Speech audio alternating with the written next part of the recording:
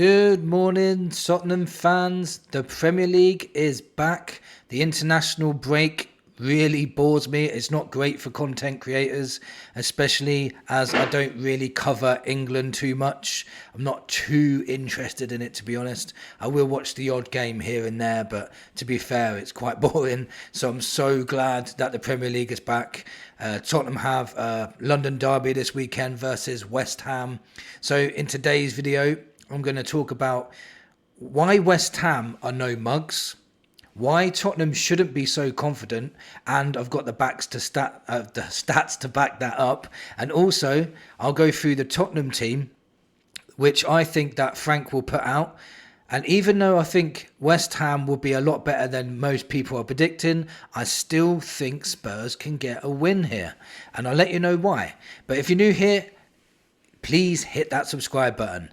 Hit that like button if you think we can get all 3 points at that London stadium. Come on, you Spurs. Now, let's get into the video. The reason why I think West Ham are no mugs, and the reason why I think that we need to be wary, and first of all, I want to say in their last game, they beat Nottingham Forest 3-0. Very, very good result, as I really do rate Nottingham Forest. I'm not sure what happened there. Maybe it was a manager problem. Maybe there was things going on there. But even so, it was a good result. If I go through some of their players. Now, the players to watch out for is Paquetá. Paquetá, for me, when there was rumours that he was coming to Spurs, I would have been very happy if he came to Spurs this summer. We ended up getting Xavi Simons, so I'm not bothered anymore because I think Xavi Simons is absolutely brilliant. We'll get more onto him in a bit. But Paquetá is somebody that can change a game in an instant. There was a few West Ham fans calling him out for not working hard enough going the other way, so maybe we can take advantage of that. But other than that, Paquetá, we need to lock him down. Their best threat going forward for me is Jarrod Bowen. Bowen is an exceptional player. He could probably play in many of the top teams at the moment. I'm really, really clueless as to why he's still at West Ham. Maybe he didn't want to leave. I don't know what the situation is there at all. But out of all the wingers that were being sold, including Kudus, by the way, Bowen was probably the only one that stayed, him and Semenyo, and those two really are top quality players. So I think Bowen may be coming up against Jed Spence, but I'll get into that in a bit. So we do need to try and lock him down, but he's going to be a massive threat.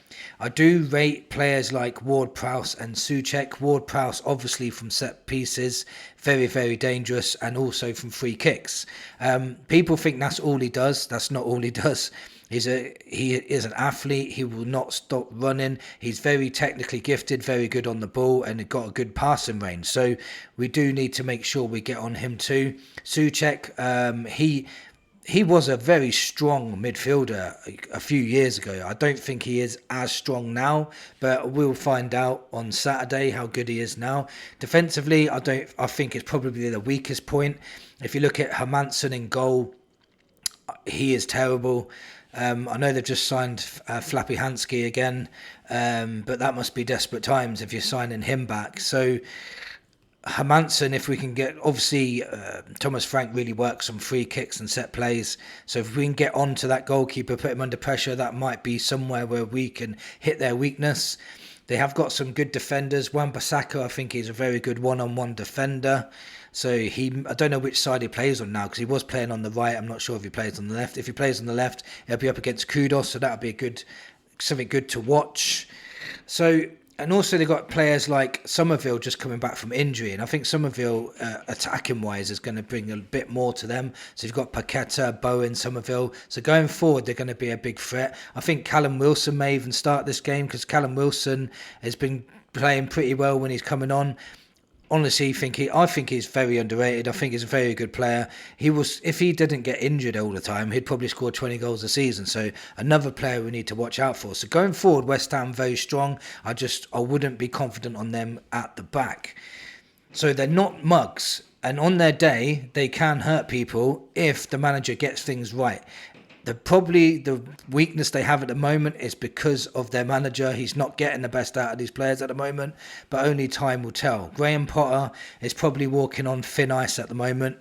If he gets a bad defeat against us on Saturday, he could be close to losing his job maybe. I don't know, but that may be what is going on.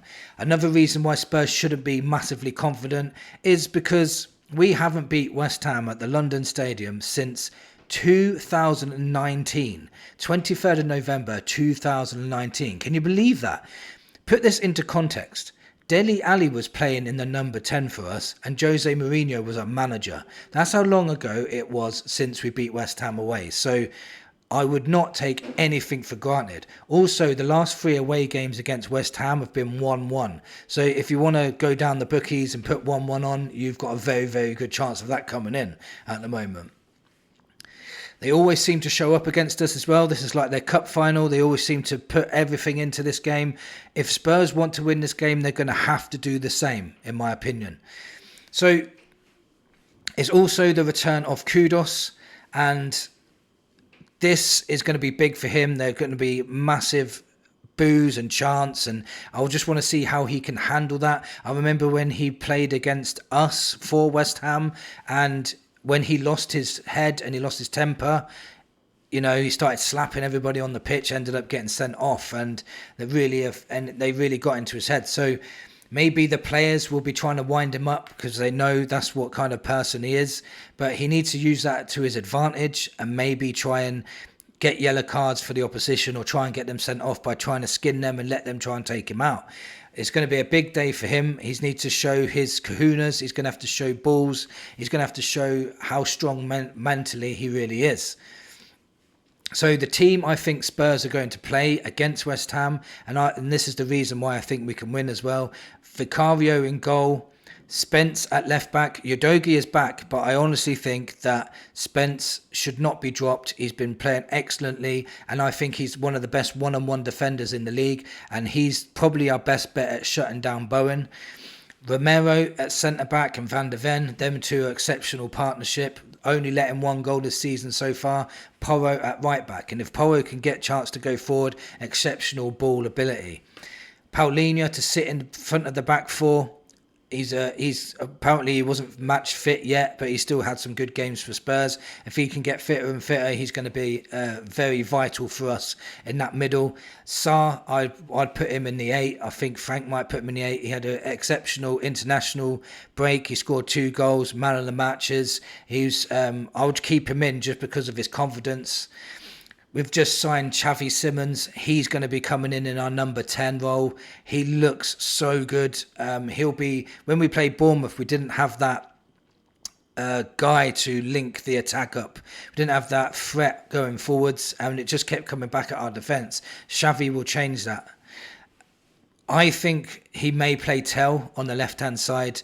Tel scored a cracking goal for France under-21s. He seems to still have his confidence, even though he was dropped from the Champions League squad. But I just think Tel deserves a chance. We haven't got no one to lock down that left-hand side yet. I wouldn't put Xavi out on the left-hand side. I'd put Tel out there. Kudus will play on the right. We just spoke about him. And I still think we should keep Richarlison up front, even though Mawani's in the squad, because Richarlison has had some good games. His last game against Bournemouth was dreadful, but so was the whole front three, to be honest. Richarlison still needs to know that there's someone behind him waiting to knock on the door to say, I deserve to be starting. It might give Richarlison a kick up the arse again, and you might see a better version of Richarlison.